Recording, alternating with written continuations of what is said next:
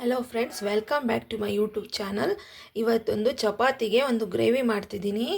ಅದಕ್ಕೆ ಬೇಕಾಗಿರೋ ಪನ್ನೀರ್ ಬಟಾಣಿ ಉಪಯೋಗಿಸಿ ಗ್ರೇವಿ ಮಾಡ್ತಿದ್ದೀನಿ. ಏನೇನು ಬೇಕು ಅಂತ ತೋರಿಸ್ತೀನಿ ಬನ್ನಿ.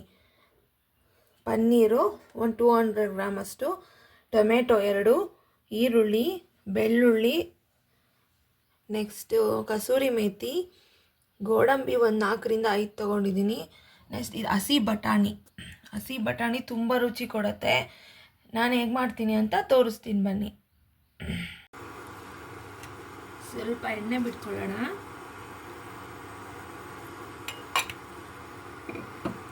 ನೆಕ್ಸ್ಟು ಈರುಳ್ಳಿ 2 ತೊಗೊಂಡಿದ್ದೀನಿ ನಾನು. 1 ಗೆಡ್ಡೆ ಬೆಳ್ಳುಳ್ಳಿ ತೊಗೊಂಡಿದ್ದೀನಿ. ಎಲ್ಲ ಫ್ರೈ ಮಾಡಬೇಕು ಫಸ್ಟು. ನೆಕ್ಸ್ಟ್ ಸ್ವಲ್ಪ ಶುಂಠಿ ತೊಗೊಂಡಿದ್ದೀನಿ.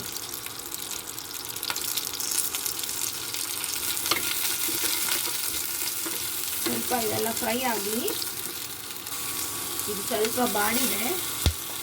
ಇವಾಗ ಇದಕ್ಕೆ ಒಂದು 5 ಗೋಡಂಬಿ ಹಾಕ್ಕೋತೀನಿ. ನಾನು ತುಂಬ ಯಾವ ಮಸಾಲೆನೂ ಉಪಯೋಗಿಸ್ತಿಲ್ಲ, ಸಿಂಪಲಾಗಿ ಮಾಡ್ತಿದ್ದೀನಿ.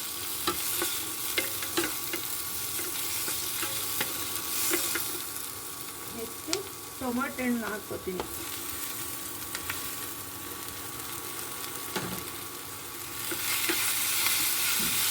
ತುಂಬ ರುಚಿಯಾಗಿರುತ್ತೆ.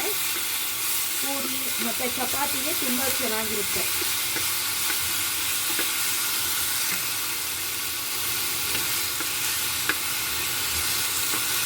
ಸ್ವಲ್ಪ ಇದಾಗಬೇಕು. ಇದಾಗಿದೆ. ಇದು ಹಾರ್ಕೊಳ್ಳೋವರೆಗೂ ಸ್ವಲ್ಪ ಬಿಡೋಣ. ಆಮೇಲೆ ಇದನ್ನು ಪೇಸ್ಟ್ ಮಾಡ್ಕೋಬೇಕು. ಇವಾಗ ಸ್ವಲ್ಪ ಎಣ್ಣೆ ಬಿಟ್ಕೊಳ್ಳೋಣ.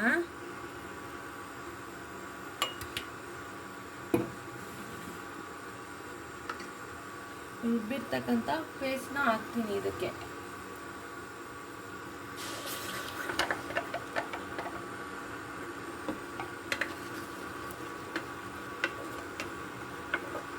ಸ್ವಲ್ಪ ಹಸಿ ವಾಸನೆ ಹೋಗೋವರೆಗೂ ಇದು ಬಾಡಿಸ್ಕೋಬೇಕು. ಇದೆಲ್ಲ ಬಾಡಿದೆ. ಇವಾಗ ಖಾರದ ಪುಡಿ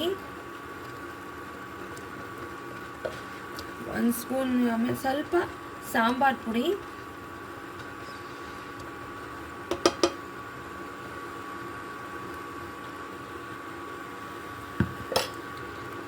ಸ್ವಲ್ಪ ಇದು ಬಾಡಿಸ್ಕೋಬೇಕು. ಇದನ್ನು ಹಾಕಿದ್ಮೇಲೆ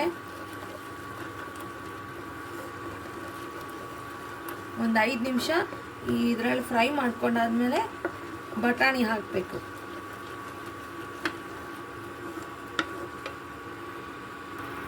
ನೋಡಿ, ಇದಾಗ್ತಾ ಬಂತು. ಇವಾಗ ಸ್ವಲ್ಪ ನಾನು ನೀರು ಹಾಕ್ಕೊತೀನಿ. ನೀರು ಹಾಕ್ಕೊಂಡು ಎಲ್ಲ ಒಂದು ಸಮಕ್ಕೆ ಬೆರೆಸ್ಕೋಬೇಕು.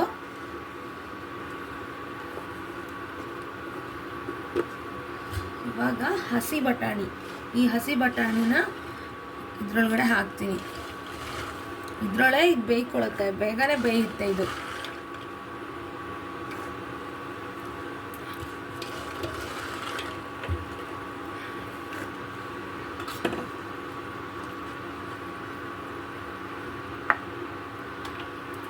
ಇದು ಕುದಿಬೇಕು. ಇದು ಬೆಂದ ಮೇಲೆ ತೋರಿಸ್ತೀನಿ. ಲಿಡ್ ಕ್ಲೋಸ್ ಮಾಡೋಣ. ಇದು ಆಗ್ತಾ ಬಂದಿದೆ ನೋಡಿ. ಇವಾಗ ಪನ್ನೀರ್ ಸೇರಿಸೋಣ. ಇದಕ್ಕೆ ಉಪ್ಪು ಎಲ್ಲ ಸೇರಿಸ್ಬೇಕು. ಇವಾಗ ಅವಾಗಲೇ ಸ್ವಲ್ಪ ಉಪ್ಪು ಹಾಕಿದ್ದೆ, ಹಾಗಿಂದ ನೋಡ್ಕೊಂಡು ಉಪ್ಪು ಹಾಕ್ತಿದ್ದೀನಿ.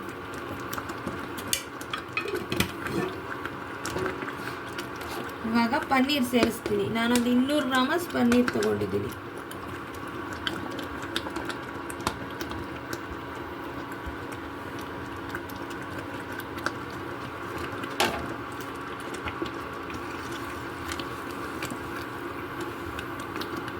ಒಂದು 5 ನಿಮಿಷ ಕಾಲ ಲಿಡ್ ಕ್ಲೋಸ್ ಮಾಡೋಣ.